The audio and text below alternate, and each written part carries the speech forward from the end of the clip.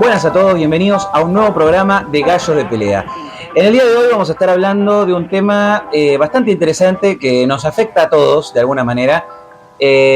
Muchos sabrán seguramente que, estamos en medio de unos días en los que se está recordando que Trump acaba de cumplir un año en la presidencia después de volver renacido de las cenizas, como lo vimos en las elecciones de 2024.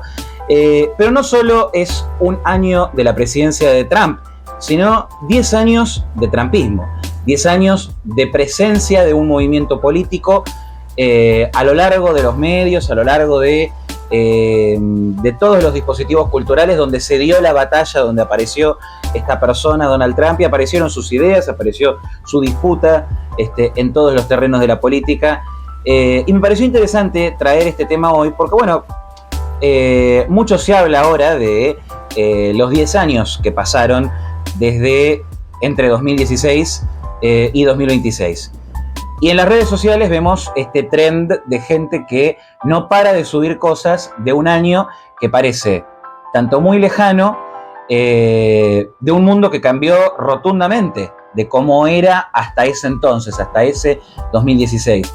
Y esto tiene muchos porqués, pero sin duda alguna, un factor determinante y decisivo, la verdad, desde ese entonces hasta acá fue la presidencia de Donald J. Trump.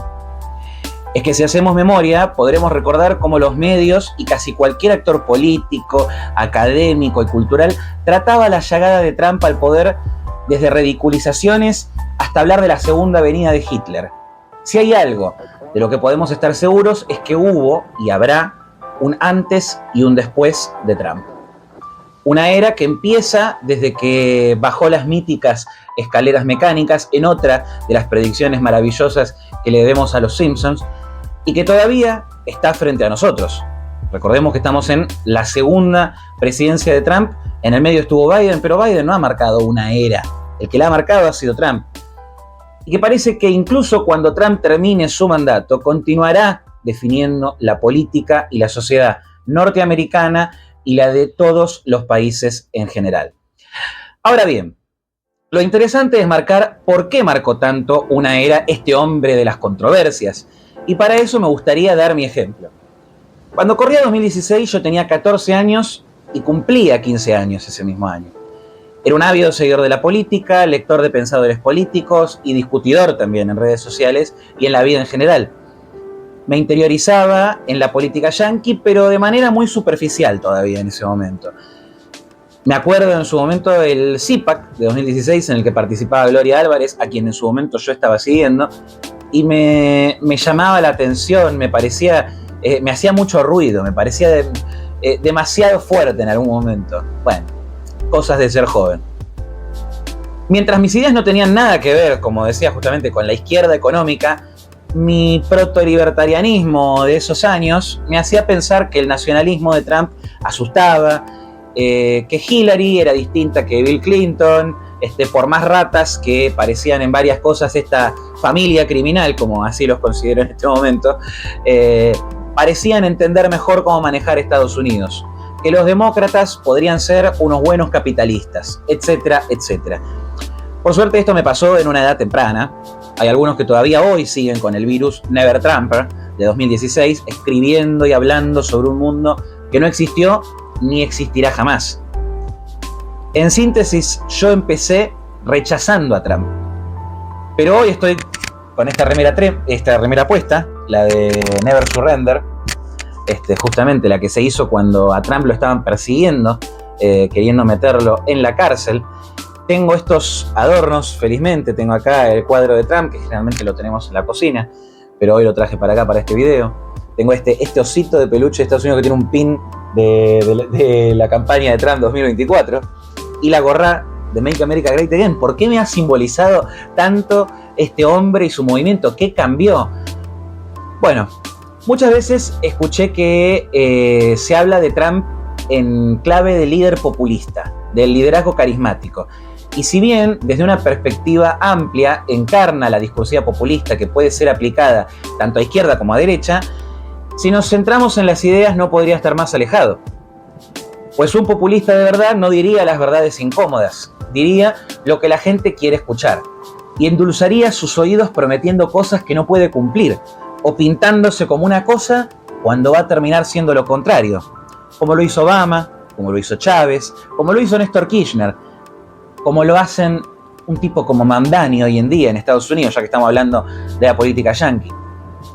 Verán, esa es la verdad incómoda de los que acusan de populistas sentados desde la poltrona de un falso institucionalismo. Muchos de ellos, muchos de estos falsos institucionalistas, son los verdaderos populistas o sueñan con serlo. Es en este sentido que Trump resalta más por su empatía que por su carisma. Esta es una conversación que he tenido con Gaby hace poquito, cuando hablábamos de liderazgos carismáticos. Yo digo, para mí se caracteriza más Trump y muchos de los líderes de nueva derecha que han surgido por ser empáticos, porque el resto de la política ha perdido la empatía para con la gente, la conexión. Cuando uno dice no tienen conexión con la realidad, bueno, se trata de eso. Y Trump ha conectado de vuelta con la gente, ha retomado la empatía de la política. Y bueno, a algunos quizás les puede costar creerlo por tanta propaganda mediática en contra, pero si se quedan conmigo les explico un poquito por qué. Bueno, es sabido que Trump no siempre tiene los modos más refinados, ni para la política doméstica, ni para liderar en el concierto de las naciones en sí. Es agresivo con aliados, presiona y larga una catarata de insultos cuando algo le parece necesario que avance. Y encuentra resistencia y termina ganando por cansancio a veces, por hábil presionador, por negociador. Es un líder con mucho humor. Usó la memética como arma de comunicación política una y otra vez hasta convertirse en el primer presidente troll prácticamente. Con una habilidad muy fina, la verdad, para pinchar a sus adversarios. Si se acuerdan, esa histórica campaña de 2016 en la que cómo los pinchaba, sobre todo primero fue siempre con los aliados. Siempre dijo, primero me tengo que encargar de los aliados para después poder encarar más fuertemente a los adversarios. Y se encargó primero de todos. Marco Rubio, incluso, que hoy es su secretario de Estado, fue con el que mejor se toreó, el que mejor se mantuvo, que le pudo dar más comebacks, incluso a veces a Trump. A Jeb Bush, a los Bush los destrozó, pero los destrozó.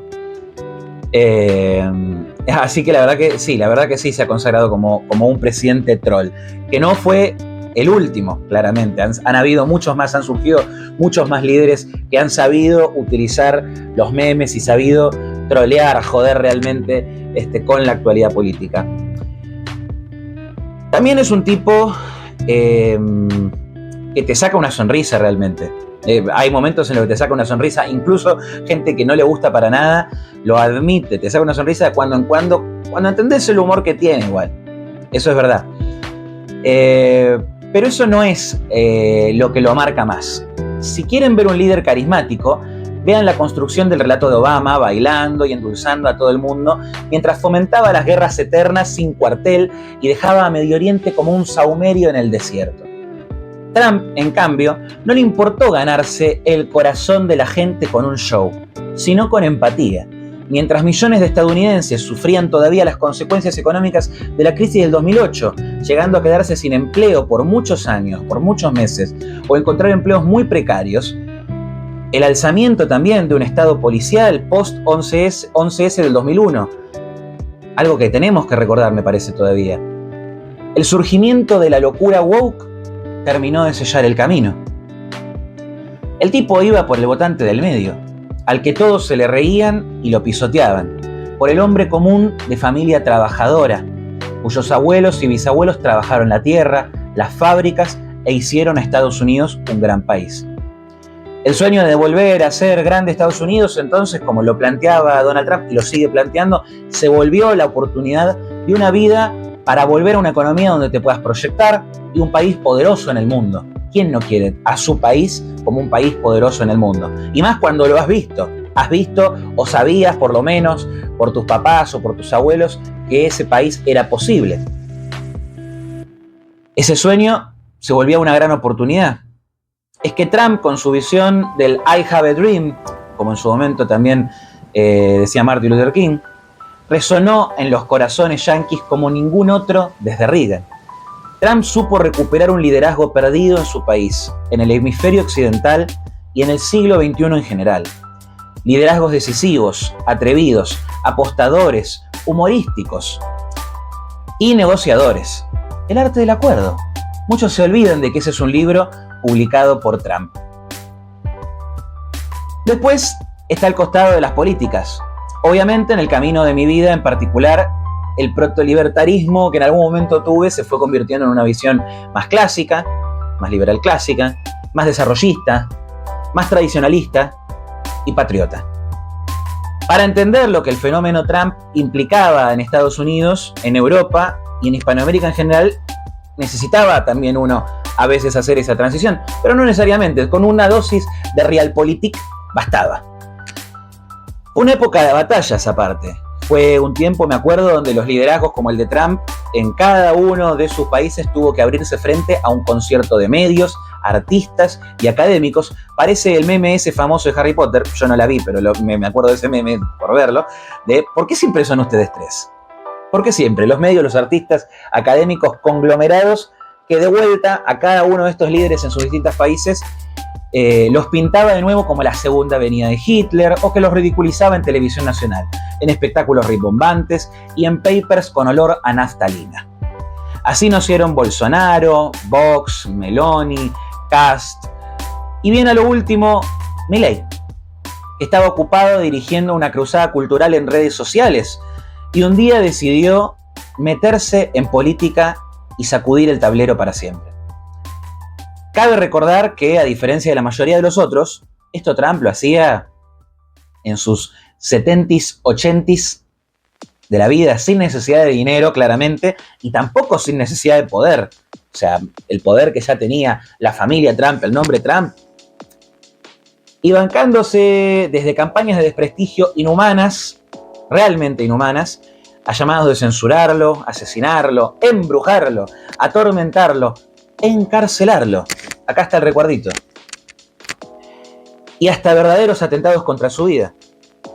El temple de hierro que hay que tener para bancarse la persecución hostil de todo un status quo podrido y levantarse las cenizas, como hizo entre 2023 y 2024, para volver a reformar el mundo como lo conocemos, sencillamente impresionante. ¿Qué querés que te diga? Lo acusaron de todo lo humanamente posible. Y lo humanamente posible también. Y para cada una de las acusaciones infundadas había una respuesta a la vista, pero tapada por montañas de propaganda mediática. Ni racista, ni homofóbico, ni xenofóbico, ni transfóbico, ni nazi hitleriano. Porque encima después eso le querían adjudicar a sus seguidores. Promotor de la inmigración legal, promotor de los derechos de la mujer en países islámicos y frente al virus woke que socava a las mujeres reales para ponderar a las trans en el mundo occidental. Promotor desde que estaba en el espectáculo, en la igualdad en el trato y ante la ley entre heterosexuales y homosexuales. Impulsor de la normalización del proceso migratorio frente a años de barbarie demócrata que permitió un descalabro total, dejando entrar a millones para cazar votos. Vaya que conocemos esa práctica los países de Latinoamérica, que conocemos cómo abren las fronteras para que entren de repente a Argentina, por ejemplo. Puedo dar el ejemplo, en Formosa, cómo dejan entrar a veces a paraguayos para darles algún DNI y mandarlos a votar en algún momento así. Conocemos esa historia. Y también, bueno, lo acusaban en su momento de racista. Bueno, me acuerdo, un tipo que realmente se ha reconocido en su historia, en su trayectoria, hasta cuando la élite demócrata de los espectáculos lo reconocía. Y es un tipo, un célebre antirracista que condenó múltiples veces la violencia supremacista y racista. Pero todo esto no termina de dar cuenta por qué el planteo inicial de por qué admiro a Trump ahora, por qué. ¿Qué es lo que hace que su liderazgo me parezca tan gallardo, tan único para convertirse en un ejemplo de cómo manejarse a sí mismo en posiciones de poder como estas y en el gran juego de las naciones en particular? Lo más admirable de Trump para mí ciertamente es su visión y su ambición, pero así también su pragmatismo. Trump no se casa con una ideología o con una idea. Si encuentra algo superador, lo va a absorber. Si encuentra un camino distinto, lo va a utilizar. Pero en el medio va a presionar y sacudir para lograr lo que quiere. Muchas veces lo que quiere no es lo que dice o lo que declara con incendiarios comentarios, sino que estos sirven como distracción e incluso como método de disuasión para desescalar y conseguir cosas tan sencillas a veces parecen, pero a la vez tan difíciles de lograr sin una personalidad como la de Trump. Una vez que Trump dijo, mi vida es una apuesta, y yo creo que es así, que es un gran apostador, que sabe jugar las cartas y también sabe barajar y dar de nuevo, lo ha demostrado a lo largo de su historia, pero sobre todo podemos pensarlo en un momento más global, después de que le toque tener que ceder la presidencia a Biden. Trump ha aplicado a la política internacional un juego de choques con aliados y de guiños a antagonistas naturales de Estados Unidos, como la Rusia putinista, en búsqueda de no alejar a un posible gran aliado de su principal enemigo, China, donde logra que todos demuestren sus verdaderos colores y saber quiénes están dispuestos a traicionar en el juego de naciones que Estados Unidos tiene por delante si quiere vencer y derrotar a China en una guerra fría o en una guerra bien calentita por el mundo. Recordemos que, según la visión de Trump, él intenta siempre presionar más a sus aliados, siempre intenta ir por los más cercanos. Lo ha hecho ya en la campaña de 2016, si se acuerdan, con cómo chocaba con Marco Rubio, incluso, que hoy es su secretario de Estado y que lo ayuda a llevar esta política internacional de pesos y contrapesos en el mundo, tan destacada por los analistas políticos hoy en día, pero que no se la terminan atribuyendo también a parte del colaborador que es Trump. Pero bueno, ese juego lo ha hecho también ahí en esa campaña, en la que iba siempre por los aliados primero para poder ir después con el enemigo real. En ese momento el enemigo real, el Partido Demócrata, y él iba con la interna, lo destrozaba Jeb Bush, hacía de todo. Los destrozaba a todos en los debates y de la interna del Partido Republicano. Pero también logra esto, logra que demuestren los verdaderos colores, saber quiénes están para después traicionar tarde o temprano. Le ha pasado con su primera presidencia, él ha destacado eso en varias entrevistas, de hecho, de la importancia que tiene para él poder descubrir quiénes son los que después se le van a dar vuelta. ¿Qué querés que te diga? Hoy Macron y el impresentable de Carney, de Canadá básicamente, el primer ministro de Canadá, gritan al mundo que quieren un cambio de régimen donde ellos inclinen la balanza en favor de China. Qué fácil se dieron vuelta, ¿eh? Un poquito de presión, un poquito de choques entre los aliados y ya se dan vuelta y se quieren ir con el otro. ¿No será que ya estaban jugando para los otros hace rato? ¿No será que ahí está el problema también del supuesto concierto de las naciones que hay hoy en día y que no favorecen, en este caso, a Estados Unidos, y no terminan favoreciendo a nadie después, ni siquiera a sus propios pueblos?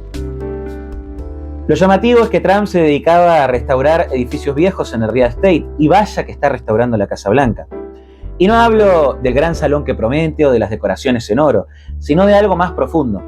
Trump se dedicó a levantar la imagen de los Estados Unidos, de este país con poderío militar, pero con miedo a ser quien es. A un país que puede venir, usar armas sónicas, como lo está confirmando incluso el presidente Trump en estos días, contra escuadrones cubanos, dejarlos en el piso reculando y llevarse al narcodictador socialista más buscado del mundo. No tiene miedo de entrar en Irán y bombardearlos hasta la madre, pero tiene que ser quirúrgico. Es un liderazgo sabio. No usa la fuerza en su completitud.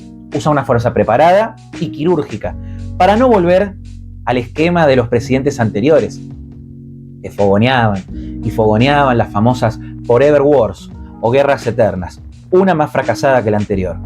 Y al último encima le dieron un premio Nobel de la Paz. ¡Qué ironía! También lo cierto es que Trump vino en un momento justo, perfecto para salvarnos de una entropía que fagocitaba nuestras sociedades al extremo. Pues en medio de la pandemia, cuando el sistema hacía de todo para sacárselo de encima, sin importar cuántas mentiras tengan que montar también frente a otras mentiras, Trump se mantenía resuelto a ser el último en caer y peleó hasta el final.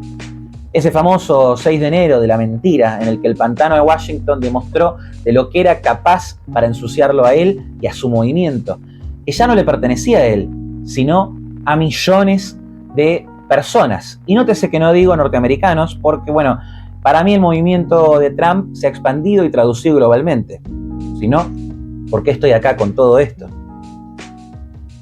Ese día fue el principio de una censura, de una de las censuras más descaradas que se han visto, ya se veía en la pandemia, ya nos habían hecho eso a muchos creadores de contenido. Me ha pasado a mí, le ha pasado a muchos otros también. Pero de la construcción de una posverdad como casi nunca habíamos visto. Todos los videos donde Trump pedía marchar en paz al Capitolio eran bajados, mientras acusaban a Trump de llamar a una insurrección que nadie había visto venir. Muchos medios, incluida la BBC, tuvieron que pedir disculpas millonarias el año pasado por eso. Porque no solamente tuvieron que pedir disculpas, tuvieron que poner el billete. Pero no es la primera vez, por cierto. Recordemos la escandalosa mentira, la farsa de Charlottesville, que desnudó los sucios mecanismos de los medios tradicionales para corromper la verdad y tergiversar totalmente el mensaje tal y como había sido dado. Pero ahí se acrecentó una cacería digital que los poderosos habían comenzado previamente con la excusa del COVID y la desinformación, promoviendo, como decía antes, en el proceso del uso de los fact-checkers, un sinfín de desinformación bancada por los medios tradicionales. Pero acá marcaron un punto de inflexión.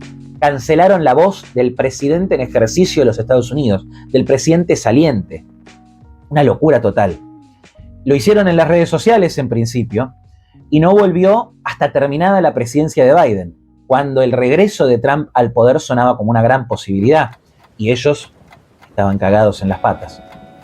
Pero después de años de centenares de miles de comunicadores teniendo que enfrentar amenazas, persecuciones judiciales, de facciones radicalizadas del virus woke que se había esparcido por todos lados y estaba en su nueva cúspide de locura durante y tras el encierro, de repente Trump llegó como una reivindicación, o como él diría, retribution. Los años de Biden, los recuerdo, fueron de un gran oscurantismo puro y duro, y sirvieron para entender la magnitud de lo que nos enfrentamos en cada uno de nuestros países. Pero Trump volvió para quedarse, más incisivo que nunca. Trump en este momento está dispuesto a dejar su legado marcado en placa de oro en letras grandes. Va por la historia grande. Sumado a sus esfuerzos por frenar 8 guerras en un año de presidencia, hay que recordar su desescalada de los conflictos heredados por Bush, Clinton y Obama en su primer periodo, solidificándolo como el presidente de la paz, un digno ganador del premio Nobel, si los noruegos no fueran tan noruegos. Así también busca ser recordado como el presidente que sí pudo conseguir Groenlandia, después de disputas que llevan un siglo de presidentes intentándolo, en una jugada a todo o nada. ¿Qué querés que te diga? Yo respeto al hombre por su convicción y decisión cuando apuesta, porque apuesta con confianza de que va a ganar en el final. Y eso todos, los que les gusta más y los que les gusta menos, en este tipo lo saben. Quizás sea el único presidente también que pueda lograr hacer caer a 3 de los grandes enemigos para la paz y el mundo libre, como lo son Cuba, Venezuela e Irán, y sin tener que poner tropas e invadir y hacer todo un cambio de régimen de la manera como lo hacían, simplemente con ataques precisos, negociaciones secretas, presiones inusitadas y mucha, pero mucha paciencia. El arte del acuerdo, señores. Quizás solidifique la presencia de Estados Unidos en el hemisferio como ningún otro en 250 años de historia norteamericana. En resumen, hoy hay mucho más para admirar y reconocerle a Trump y son pocas las cosas que marcaría al margen como esto quizás no. Y no por eso son menos esenciales, algunas lo son, algunas realmente digo, esto la verdad no me gusta. Pero bueno, los liderazgos no son lo que uno desea, son lo que son. Y acá, como decía, no estamos hablando de favoritismos, de fanatismos o de idolatría. Estamos hablando de cómo conducir al mundo, de cómo dirigirlo, de cómo hacer grande tu país y al mundo entero en el proceso. Y en eso, vaya que ha resaltado. Alguna vez, el general Juan Domingo Perón, presidente de la Argentina, recordó una frase de Joseph de Maistre, que decía algo así como que cada país o pueblo tiene el gobierno, los gobernantes o los líderes que se merecen.